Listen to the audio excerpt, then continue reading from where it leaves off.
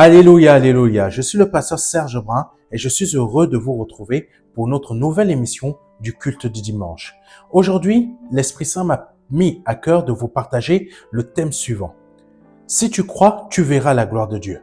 Nous allons partager sur deux versets. Le premier verset qui concerne en fait l'enfant dont les disciples de Jésus-Christ n'avaient pas pu chasser le démon et qui était pris d'un esprit impur et qui était jeté au feu. Amen. Il faut savoir que quand un esprit impur vous possède, vous faites des gestes, vous faites des choses que vous ne contrôlez pas. Vous êtes conscient, mais vous savez que ce n'est pas vous qui avez la main. C'est pas vous qui avez la main sur le volant. Il faut savoir que ce démon-là a agi, a pris le contrôle de cet enfant et l'a jeté à terre. Et nous allons comprendre beaucoup d'aspects, beaucoup de principes pour pouvoir voir la gloire de Dieu sur les besoins que nous manifestons à notre roi. Et le Saint-Esprit va nous emmener sur des principes à comprendre. Amen. Et le deuxième verset est sur le fait que si tu crois, tu verras la gloire de Dieu. Où le Seigneur a, par la parole, a ordonné à ce que, amen, Lazare ressuscite. Donc, commençons tout de suite par Marc chapitre 9, versets 20 à 27, qui nous dit ceci. C'est la version Semeur. On le lui emmena. Mais dès qu'il vit Jésus, l'esprit mauvais agita convulsivement l'enfant et le jeta par terre. Celui-ci se roula sur le sol, de l'écume à la bouche. C'est de l'épilepsie. Depuis combien de temps cela lui arrive-t-il? Demanda Jésus au père de l'enfant, à son père. Amen. C'est très important ce que le Seigneur lui posa comme question. Depuis combien de temps cela lui arrive-t-il? Demanda Jésus à son père. Depuis qu'il est tout petit. Souvent même, l'esprit mauvais le pousse à se jeter dans le feu ou dans l'eau pour le faire mourir. C'est comme je l'ai dit, de l'épilepsie. Ça te prend, ça te fait tomber à terre, tu comprends même pas ce qui t'arrive. En fait, c'est ça que créait l'esprit mauvais dans le corps de cet enfant. Donc, il dit, l'esprit mauvais le pousse à se jeter dans le feu ou dans l'eau pour le faire mourir. Si tu peux faire quelque chose, le père demanda ça. Si tu peux faire quelque chose, aie pitié de nous et viens à notre aide. En fait, je m'arrête rapidement à ce niveau-là parce que le Saint-Esprit me demande de m'arrêter là pour que tu puisses comprendre. Il faut savoir que les miracles, ce père était à bout des solutions. En fait, il n'avait plus de solution. Il est venu chercher Jésus-Christ parce que lui-même, il était à bout. Il était à bout. Il n'y a plus une solution possible. Les médecins n'avaient pas la possibilité de guérir son enfant de l'épilepsie comme aujourd'hui, par la grâce de Dieu, la médecine a trouvé le moyen de calmer et même d'éradiquer les crises d'épilepsie. Et vous allez voir un peu plus tard que cet homme est venu chercher Jésus-Christ parce que c'était sa dernière chance de sauver son enfant. Parce qu'on va voir quelque chose de très important tout à l'heure. Il dit, en gros, qu'il n'a pas la foi, mais que Dieu lui vienne en aide. Tu comprends? Il y a beaucoup de personnes qui sont malades ici en France, qui n'ont aucune solution, mais qui sont à bout, il n'y a plus rien. Le médecin, il n'y a aucun médecin qui trouve une solution à sa maladie. Est-ce que vous arrivez à comprendre ce que je veux vous dire? Ce que je souhaite vous dire.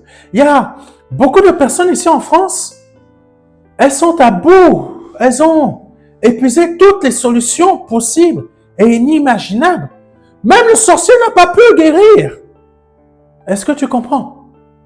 Amen. Il faut savoir qu'Israël, à cette époque-là, cherchait aussi des solutions auprès des sorciers, des guérisseurs. C'est fonctionne comme les Africains. Amen. Est-ce que tu comprends? Donc, il était il avait creusé, il avait épuisé toutes les possibilités, toutes les solutions. Donc, sa seule chance, parce qu'il avait il avait entendu parler de Jésus, sa seule chance c'était, il faut que je trouve cet homme. Il faut que je trouve cet homme. Parce que je suis sûr, vu ce qui s'est produit, vu ce qui s'est passé, il faut que je trouve cet homme.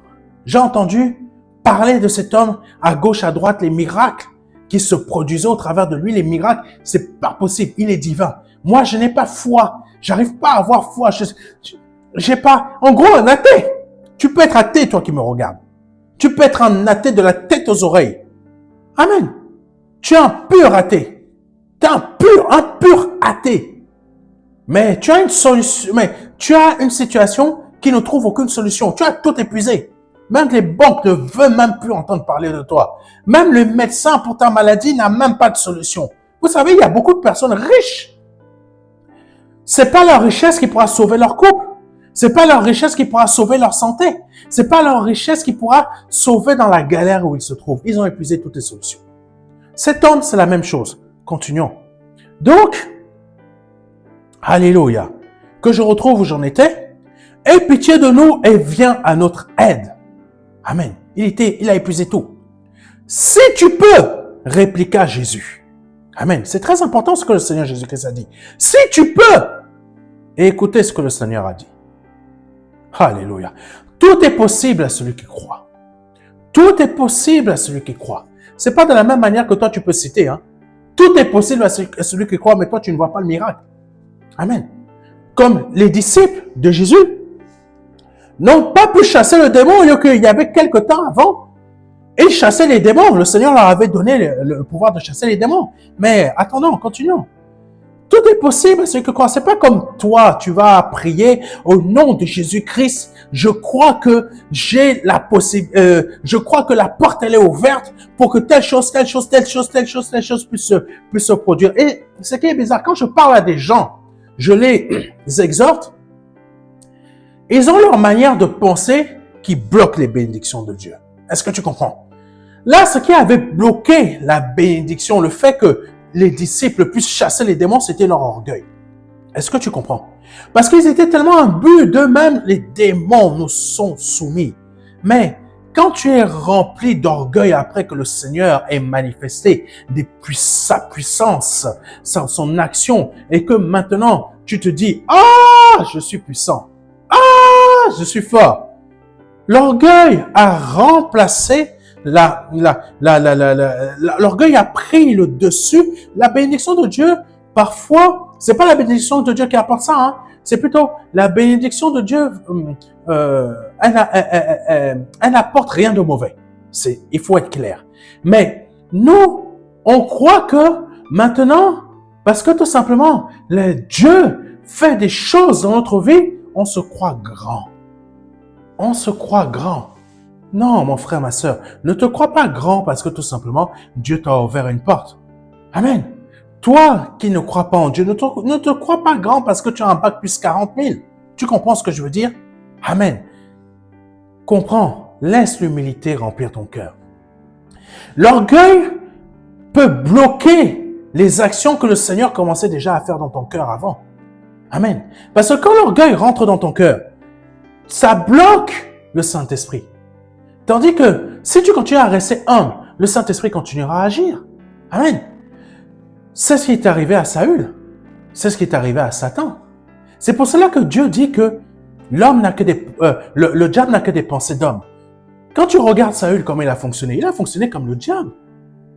Amen. Est-ce que tu comprends? Est-ce que tu me comprends? Amen. Donc, quand ses disciples n'ont pas pu chasser le démon, c'est pas simplement juste parce que ce type de démon, il faut les chasser par... Non, ils étaient remplis d'orgueil, il faut le comprendre aussi. Amen. L'orgueil t'empêche de prendre du temps dans la prière. C'est pour cela que le Seigneur leur a dit, ce type de démon ne peut être chassé que par le jeûne et la prière. C'est pour cela que le Seigneur Jésus-Christ allait toujours prier, parce qu'il savait que par lui-même, il ne pouvait pas chasser et faire tous les miracles et les prodiges qu'il produisait.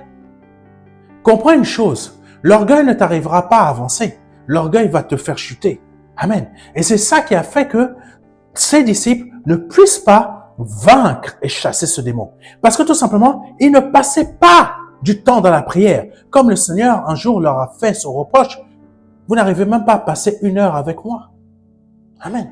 C'est bien plus tard qu'ils ont pu comprendre qu'il faut passer du temps dans la prière et le jeûne.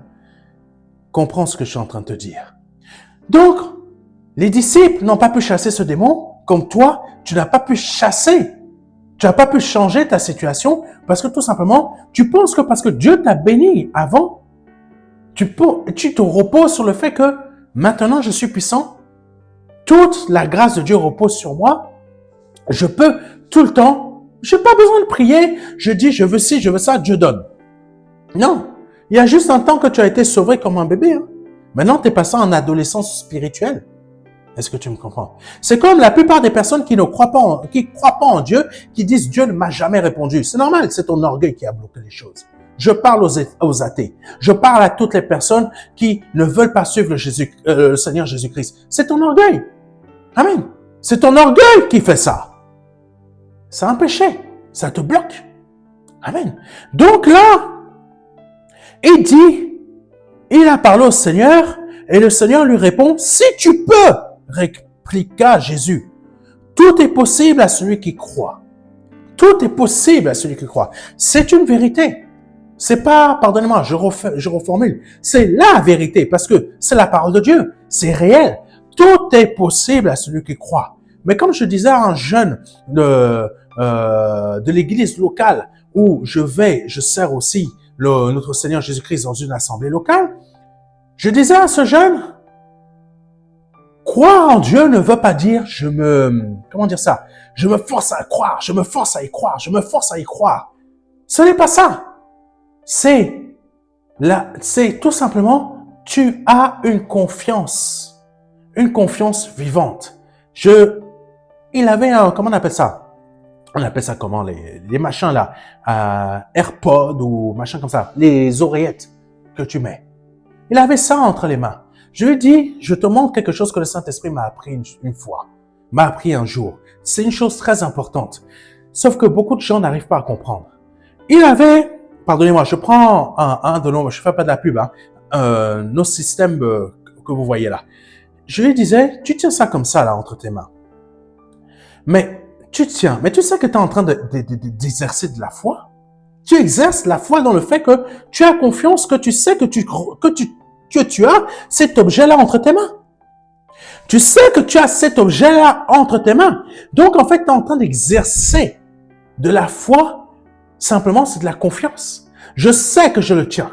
Et je sais que quand je veux bouger mes doigts, qu'est-ce qui te rend sûr que tu vas bouger les doigts? Parce que tout simplement, ton esprit a envoyé par la pensée, je veux faire ci. C'est automatique, tu t'en rends même pas compte. Tu bouges. C'est quoi? C'est de la confiance parce que tu en es sûr. Amen. Tu me comprends? Donc, tout est possible à celui qui croit. Ça veut dire tout simplement, j'ai confiance que ce que je fais, le Seigneur, c'est-à-dire quoi? Ce que je fais, je chasse le démon, que je vais chasser ce démon va partir. De la même manière que je suis sûr que je tiens cet objet. Tu commences à comprendre? Amen. C'est ça la foi. C'est ça la confiance, mon frère, ma soeur. Si tu veux voir la gloire de Dieu se manifester dans ta vie, c'est à ce niveau-là que tu dois arriver. Donc, on continue. Parce que le Seigneur était sûr, il savait, il avait confiance en ce Père qu'il habitait, que ce qu'il allait dire dans le fait de prononcer la parole, allait ordonner que cette parole, il se produit quelque chose spirituellement, que ce démon va être expulsé du corps de cet enfant. Tu comprends? Comme de la même manière que, à ma parole, j'ordonne que tu sois guéri, la maladie de ton corps disparaît. Amen. Pourquoi? Parce que je suis sûr et je suis confiant en mon Dieu, en ce nom puissant que Jésus-Christ a placé en moi, dans mon esprit, que par la parole que je suis en train de libérer dans ta vie, le Saint-Esprit, le souffle du Saint-Esprit est venu chez toi En même temps où tu te trouves, le Saint-Esprit t'a saisi et l'onction agit pour que tu sois guéri. Amen. Parce que je suis sûr et je suis confiant dans le fait que le Saint-Esprit a agi. Amen. C'est ça, à ce niveau de foi-là, que tu dois arriver pour voir la gloire du Tout-Puissant agir dans ta vie. Continuons. Amen.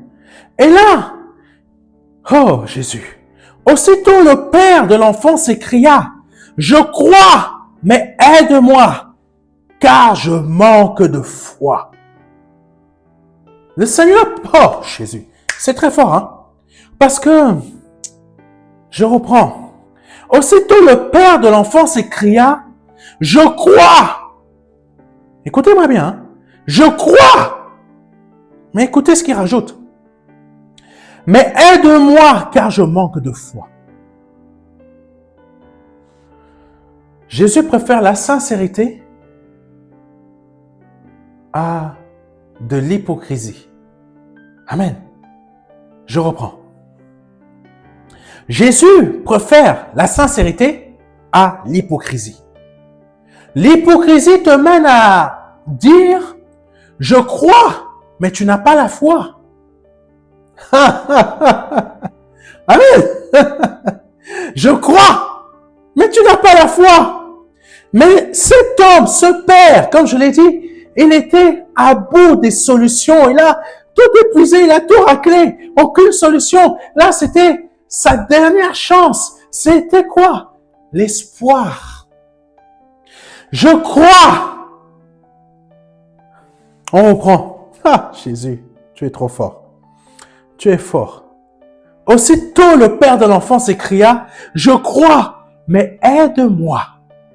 Mais aide-moi, car je manque de foi. » Et il avait, c'est pas qu'il n'avait pas la foi, comme je l'ai dit tout à l'heure, mais il n'avait quand même pas la foi.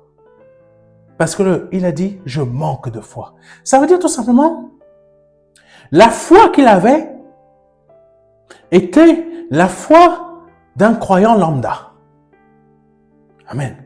D'un croyant lambda qui, excusez-moi, hein, je prends un exemple, qui remplit nos assemblées. Amen. Tu crois sans avoir véritablement foi. Mais tu veux faire croire aux gens dans l'assemblée et aux pasteurs et au Saint-Esprit, sauf que le Saint-Esprit voit ton cœur. Le Saint-Esprit sait que tu manques de foi. Amen. Mais là, le Saint-Esprit, au travers du Seigneur Jésus-Christ, a apprécié la sincérité de cet homme. Il a apprécié la sincérité de cet homme. Je crois, les démons croient aussi. Amen. Mais non pas la foi. Je crois, mais aide-moi, parce que je manque de foi. Tu sais, le Seigneur préfère que tu sois sincère envers lui pour qu'il manifeste sa gloire dans ta vie. Il préfère que tu sois sincère. Seigneur, j'ai cette solution-là, je n'ai plus, j'ai tout épuisé, je n'ai plus, je sais plus quoi faire. Je crois en toi de façon religieuse parce que je crois que forcément il y a un Dieu. Mais aide-moi parce que je manque de foi, de cette foi vivante dont me parle le pasteur Serge. Cette foi vivante qui va débloquer dans ma vie la solution à mon problème. Qui va débloquer dans ma vie la solution à ma guérison dans ma vie. La solution à mes problèmes familiaux. La solution à mes problèmes professionnels. La solution à ci, à ça, ça. Même à ma famille, à ma belle famille. Quelqu'un qui est malade. Je ne sais plus quoi faire. On a tout essayé. On a tout essayé, mais on ne trouve plus. Je crois qu'il y a, comme disent les Français, pardonnez-moi de parler ainsi, comme disent les Français, je crois qu'il y a une puissance. Et je veux parler à quelqu'un. Parce que le Saint-Esprit m'amène à parler à quelqu'un. Je sais qu'il y a une puissance. Je ne sais pas comment la nommer. Mais je sais que si tu existes, viens à mon aide parce que je manque de foi. Il y a beaucoup de personnes ici en France, vous êtes dans cet état-là. Vous dites une force. Cette force se nomme Dieu. Il y a une puissance. Cette puissance se nomme Jésus-Christ. C'est le Saint-Esprit, c'est le Père. Celui qui te parle au travers de moi. Mais si tu es sincère envers lui, toi qui m'écoutes, que tu lui dis, je crois que tu existes. Je ne sais pas comment te nommer, mais je sais que si tu m'aides, je serai guéri parce que je manque de foi.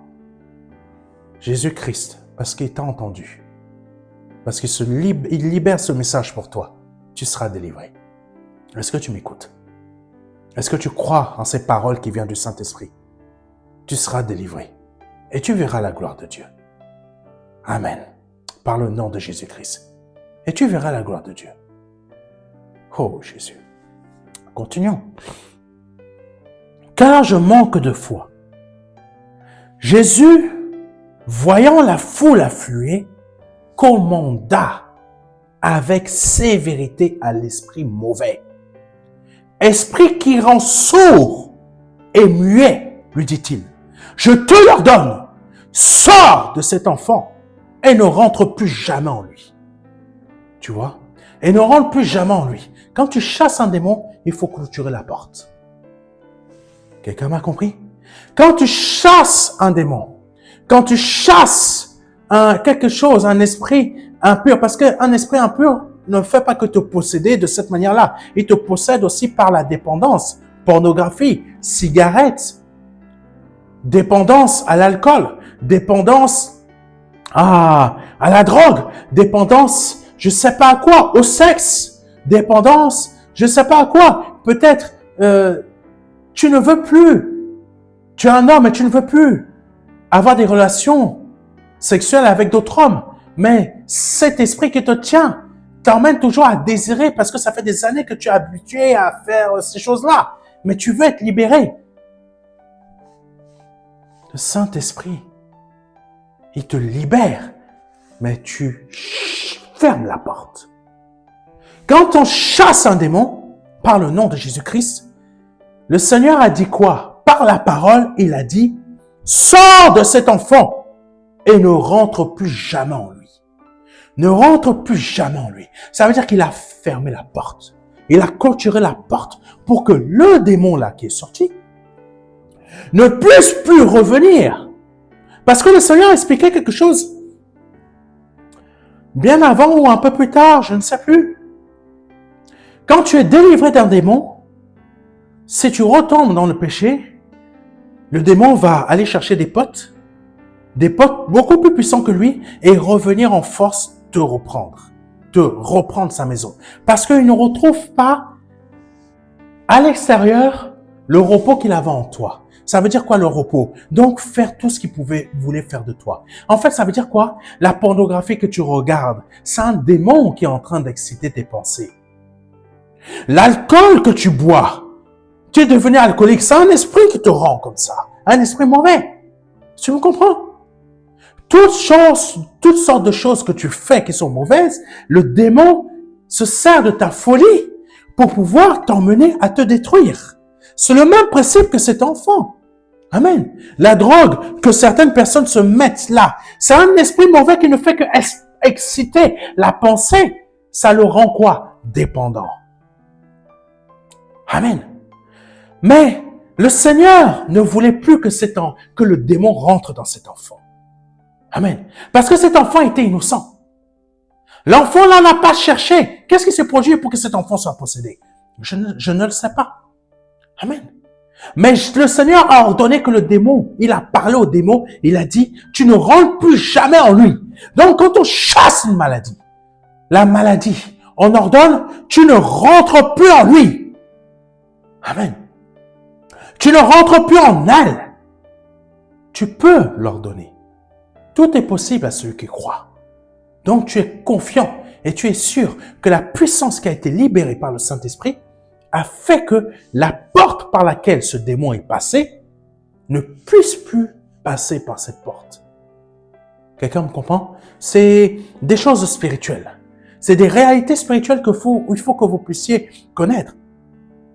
Parce que si tu as été libéré d'une dépendance et que qu'il y a des résidus, parce que le démon est parti, mais les résidus de ton, comment on appelle ça? Quand quelqu'un est drogué, amen, qu'il passe en mode sevrage. Ouh! C'est dur! C'est dur! Quand tu es libéré d'un démon, tu passes en mode sevrage. Soit le Saint-Esprit te libère d'un coup, puissamment, soit il t'a libéré, mais toi, tu veux encore garder des résidus. Amen. C'est ce qui se passe avec beaucoup de personnes qui étaient homosexuels avant et quand ils ont été libérés de cet esprit mauvais qui leur a trafiqué les pensées, j'aime les hommes, etc. Il a trafiqué les pensées. C'est contre nature. Ce n'est pas une maladie, hein. Comprenez-moi bien. Hein. L'homosexualité n'est pas une maladie. C'est contre nature. Et tout ce qui est contre nature est provoqué aussi par des esprits néfastes. Amen. Parce qu'ils se servent de la folie de l'homme. Amen. Amen. Comprends-moi bien. Je ne vous méprise pas, hein, messieurs, qui êtes homosexuels. Mais je vous dis simplement la réalité. Amen. Ce n'est pas une maladie. C'est contre nature.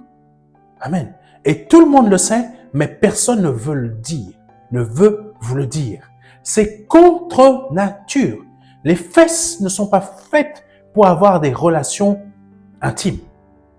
C'est un muscle. C'est un muscle pour expulser. Ce n'est pas un muscle c'est pas un vagin. Donc, d'où le mot contre nature. C'est une réalité. Amen. Bien que je vous respecte, je vous dis, c'est contre nature. Parce que le Seigneur ne fait exception de personne. Amen. Pour les sauver. Donc, Dieu ne refuse pas quelqu'un parce qu'il était homosexuel avant. Non. Dieu accepte tout le monde. Mais il va par son esprit reconfigurer votre conscience, votre façon de penser pour que vous reveniez dans la vérité. Pas les mensonges que l'on veut vous faire croire et que l'on vous dit. Amen.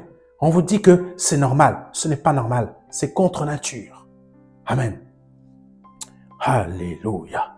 Donc, il a bloqué l'accès à ce démon pour qu'il ne puisse plus passer par la porte par laquelle il était passé pour envoûter cet enfant. Amen. Donc, il dit ceci. Esprit qui rend sourd et muet, lui dit-il, je te l'ordonne, sors de cet enfant et ne rentre plus jamais en lui. L'esprit poussa un grand cri. Pourquoi il poussa un grand cri, cet esprit?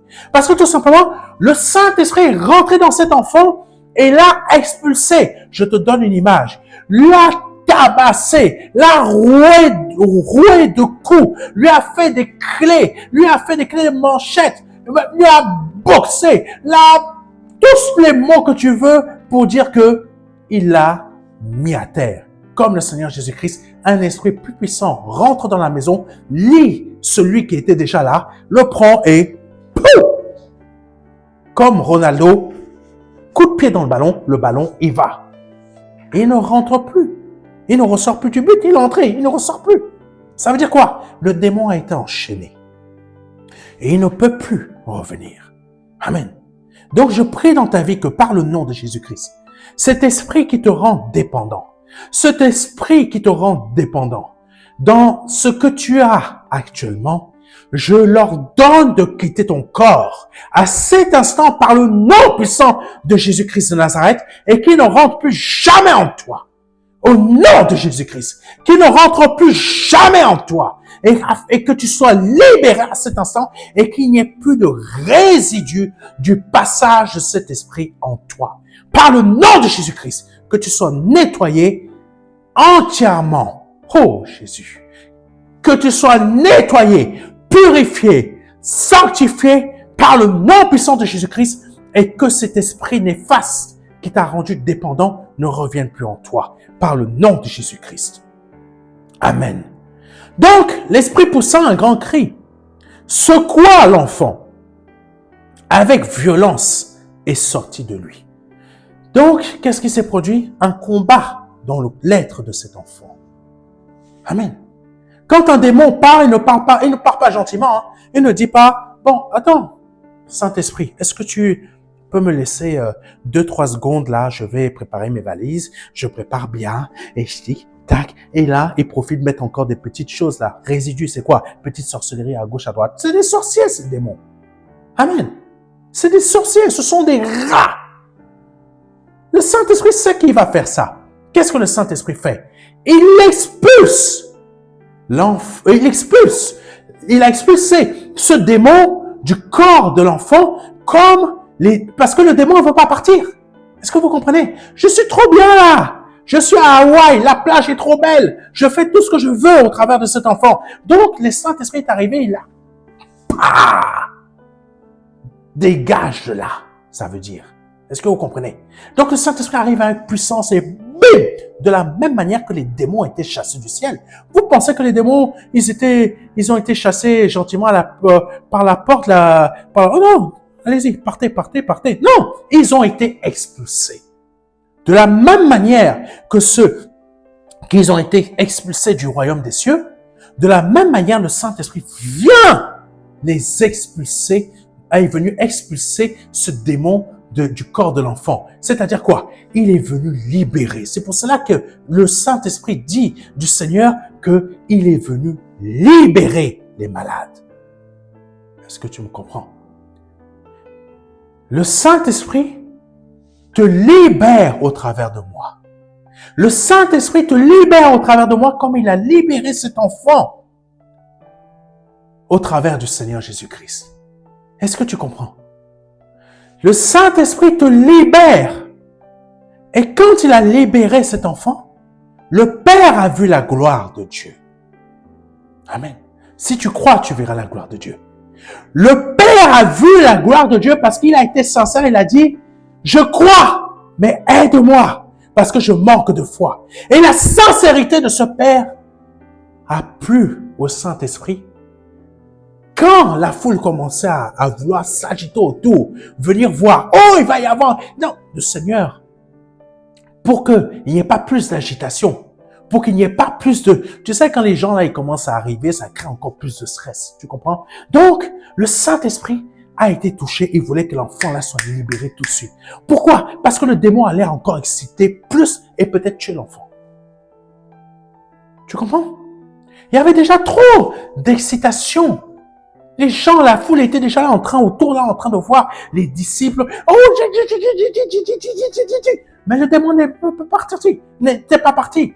Là, ce fait que Jésus-Christ arrive, ils ont vu, oh, c'est Jésus, allons vite. Mais Jésus a compris que si la foule, elle arrive là, le démon est déjà en train d'exciter cet enfant-là, le jeter à gauche, à droite. Là, il risque de le tuer. Ça veut dire quoi? Nuque brisée. Il va prendre l'enfant, pierre ou je sais pas quoi, la nuque, tac. Donc, il était urgent de libérer l'enfant. Libérer l'enfant et empêcher que cet esprit néfaste ne revienne en lui. Amen. Et ça a permis au Père, alléluia, de voir la gloire de Dieu dans sa vie. De voir la gloire de Dieu dans sa vie. Donc, si tu crois, comme je te l'ai dit, mais que tu as un manque de foi, ne sois pas hypocrite. Sois sincère. Ne mens pas. Ça ne sert à rien. Jésus connaît déjà. Il connaît déjà ton cœur. Il connaît déjà tes faiblesses. Comment tu peux mentir à quelqu'un qui on ne peut pas mentir? Amen. Tu peux essayer de me mentir à moi, mais le Saint-Esprit va me révéler que tu me mens. comme c'est déjà arrivé une fois. Une femme me disait, je vous appelle parce que j'ai des problèmes avec mon mari, patati patata. Le Saint-Esprit me dit, dans mon cœur, parce qu'elle m'appelait par téléphone ou elle m'avait envoyé des SMS, je ne sais plus. Le Saint-Esprit me dit, elle te ment. Elle n'est pas mariée, elle est en concubinage. Vous pouvez mentir à un homme, mais quand le Saint-Esprit l'habite en plénitude, c'est impossible de mentir au Saint-Esprit. Tu ne peux pas mentir à quelqu'un quand c'est impossible de mentir. Amen, tu comprends? Donc, sois sincère. Révèle vraiment, dis la réalité. Seigneur, ça fait 10 ans, 15 ans que je suis à l'église. Je crois, mais je manque de foi. Je crois, mais je manque de foi. Aide-moi dans cette situation par laquelle je passe, afin que je puisse voir cette gloire-là, ta gloire dans ma vie. Comme cet homme-là, il a vu la gloire du Seigneur Jésus-Christ dans la vie de son enfant. Passons, on continue. L'enfant resta comme mort. Les gens pensaient que le démon a finalement tué l'enfant. L'enfant resta comme mort, si bien que la plupart des témoins disaient, il est mort, il ne bouge plus. Mais Jésus, prenant l'enfant par la main, le fit lever. Celui-ci se tint debout. Celui-ci se tint debout.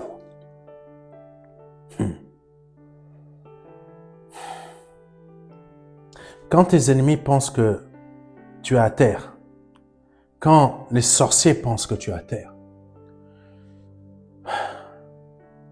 quand le médecin te dit il te reste que 3 mois à vivre, pour lui, tu es déjà mort. Tu n'es qu'un mort, un corps ambulant. Ça y est, pour lui, c'est fini. Mais le Seigneur, il te dit au travers de moi, mon fils, ma fille, je te prends par la main. Je te fais lever parce que je t'ai libéré. Je t'ai libéré de cette condamnation qu'on a mise sur ta tête. Je t'ai libéré de cette épée de Damoclès, comme dit l'expression. Je t'ai libéré de cette épée de Damoclès. On t'a dit que dans 2 mois, tu vas mourir, mais dans 2 mois, tu vas constater que tu as atteint le 3e. Dans 3 mois, tu auras constaté que tu entames le 4e. Dans 4 mois, tu vas constater que tu as... Dans 1 an, tu vas constater que tu attaques la 2e année. Etc. Etc. Pourquoi? Dieu a délivré ton corps de cette maladie. Dieu a délivré ton corps de cette maladie.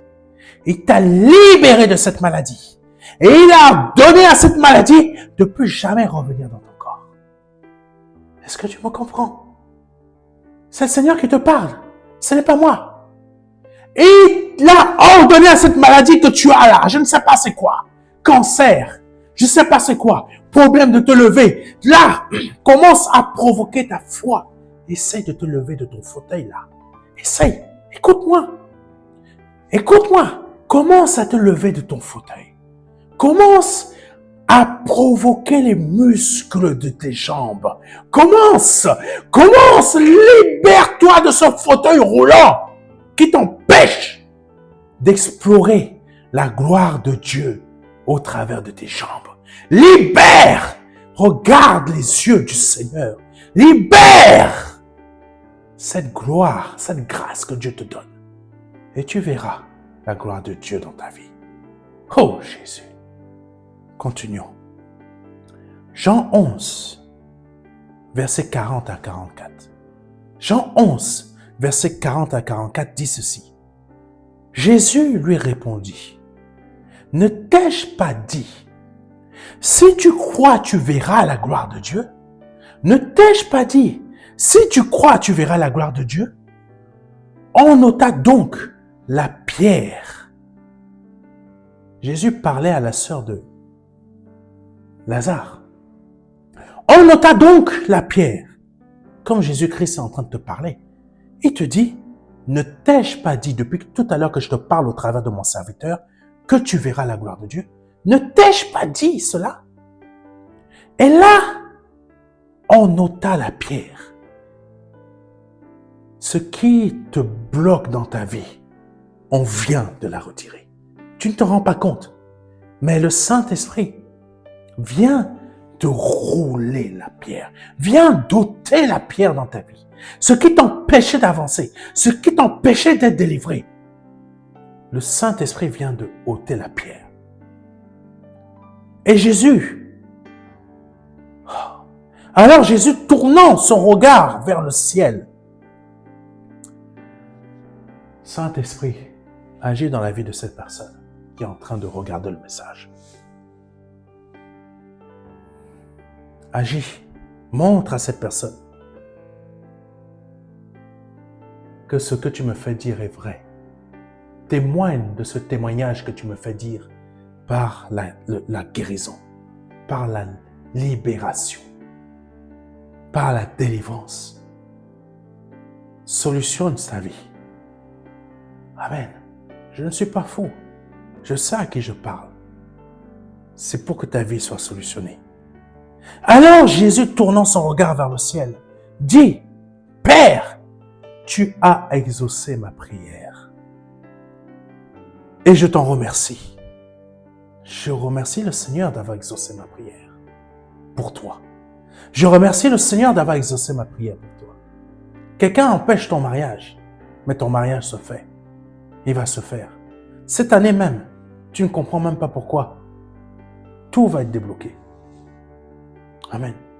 Ta belle famille qui est opposée, tu ne vas rien comprendre. Tout va être débloqué. Alléluia. Est-ce que tu me crois? Est-ce que tu crois la parole du Saint-Esprit au travers de moi?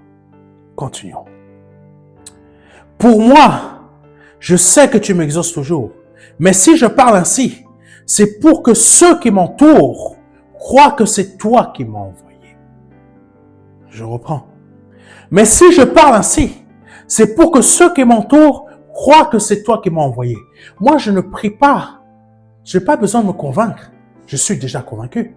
Mais c'est pour que tu crois que c'est le Seigneur, c'est le Saint-Esprit qui te délivre au travers de moi. Pour que tu vois la gloire de celui qui a été crucifié à la croix pour te libérer du péché. Pour que aujourd'hui, qu'au travers de cette gloire, tu vois la réalité de l'existence, de la vie de Jésus-Christ, qui vit éternellement et qui vit aujourd'hui et qui te parle au travers de moi. Par ce prodige qu'il a fait dans ta vie là, tu comprendras que tu viens de voir la gloire de Dieu. Et tu passeras de la mort à la vie. Parce que tu ne peux pas rester dans cet état sans rendre gloire à Dieu à ton tour en te donnant à lui. Accepte Jésus-Christ aujourd'hui comme ton seul sauveur et Seigneur. Accepte-le. Libère cette capacité de foi qu'il t'a donnée là. Parce que maintenant, tu as vu cette foi vivante qu'il a créée en toi pour accepter ta guérison, pour accepter ta délivrance. Accepte cela. Oh Jésus. Envoie-nous, profite déjà de nous envoyer un mail à contact@ministère-de-la-réconciliation.fr pour nous faire part du fait que tu as accepté Jésus-Christ aujourd'hui et que tu veux le livrer les 4 marches. On arrive à la fin. Mais si je parle ainsi, c'est pour que tous ceux qui m'entourent croient que c'est toi qui m'as envoyé. Cela dit, il cria d'une voix forte, « Lazare, sors de là !» Pourquoi il cria d'une voix forte? Parce qu'il était loin du sépulcre. L'odeur était forte. Ça fait 4 jours qu'il est mort. 4 jours. Et enfermé dans un caveau. C'est la chaleur, la pierre reçoit la chaleur du soleil. C'est un four. Ça augmente à une rapidité la décomposition d'un corps. La chaleur, ça fait ça. Mouche, ver de terre, je te passe les détails. Ça pue. Corps en déposition. Ça pue. Mais autre chose aussi qu'il crie. Lazare est mort, mais son esprit qui est de l'autre côté doit entendre la voix de Jésus. Ah. L'esprit de Lazare qui est de l'autre côté doit entendre la voix de Jésus. Quand tu parles à une situation, comprends que ton cri doit faire trembler les démons de l'autre côté. Pour que ce qu'ils sont en train de faire dans ta situation, ils la lâchent. Ton cri les fasse trembler et qu'ils décampent. Est-ce que tu comprends? Pour qu'aussi la mort ne puisse plus retenir Lazare. Est-ce que tu comprends?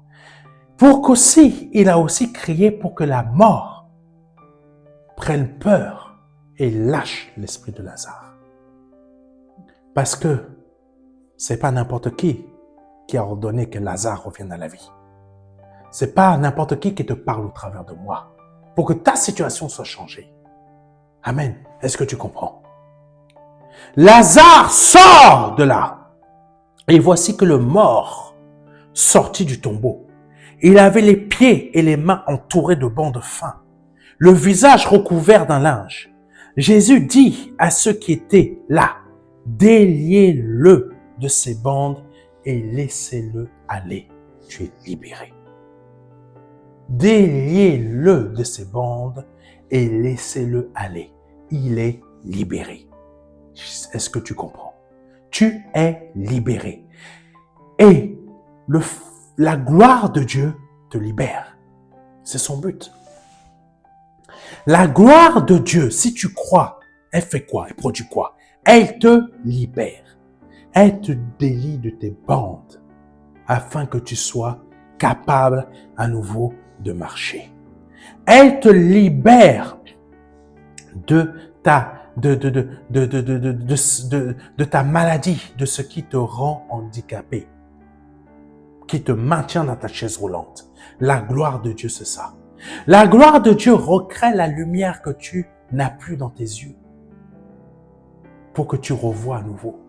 La gloire de Dieu, même si tu n'entends pas, le fait que la gloire de Dieu s'est exprimée au travers de moi, le démon, lui, il l'a entendu.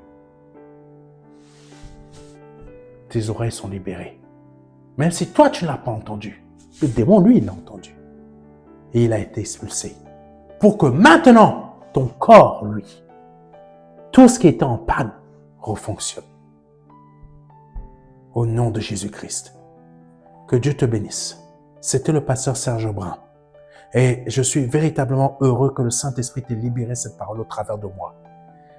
Et toi, qui ne crois toujours pas en Jésus-Christ, qui est toujours dans ton domaine d'athée, ou peut-être tu crois, mais voilà quoi. Le Seigneur te dit au travers de moi qu'il est temps que tu te donnes à lui. Donc, si tu souhaites te donner au Seigneur Jésus-Christ, je t'invite à répéter après moi. Seigneur, je te demande pardon pour mes péchés, pardon pour mes offenses, pardon pour ce que j'ai pu dire ou pu faire qui n'a pas été à ta gloire. Je me repens de mes péchés. J'ai entendu tout ce que tu m'as dit aujourd'hui et je reconnais que tu me libères aujourd'hui de mon état de mort pour que je sorte de ce caveau, de cet état de mort, de péché dans lequel j'ai été placé de génération en génération. Je veux être libéré aujourd'hui. Je veux voir ta gloire aujourd'hui me toucher. Je veux la sentir et la vivre éternellement. Je reconnais que tu es Dieu, que le Seigneur Jésus-Christ, tu es le Fils du Dieu vivant, que le Père t'a formé un corps et qui t'a envoyé sur cette terre, mourir pour moi à la croix, me libérer de mes péchés dont je m'en repens et dont je les confesse devant toi. Je te demande pardon. Et je sais que par ton sang, tu viens de me laver et de me libérer. Parce que c'est ça que dit ta parole. Et je le crois. Et je manque encore de foi. Je te demande de m'aider à y voir foi, à avoir confiance en tout ce que je viens de dire. Parce que je suis d'un cœur sincère envers toi. Et je sais que tu provoques en moi cette confiance que je n'ai pas encore pour apprendre à marcher dans cette nouveauté de vie. Que Dieu te bénisse, toi mon frère.